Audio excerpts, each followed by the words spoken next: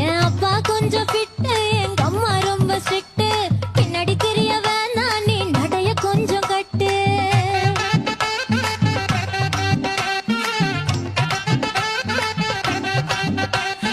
வண்டி மாட பூட்டி அந்த வாய்க்கா ஓர ஓட்டி ஊரை சுத்தி காட்டி உன்னை கூட்டின்னு போறேன் ஸ்வீட்டி.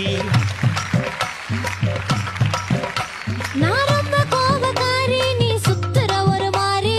ஆடிக்கார ஏறி நான் போக போறேன் சாரி. ஓ அப்படியா?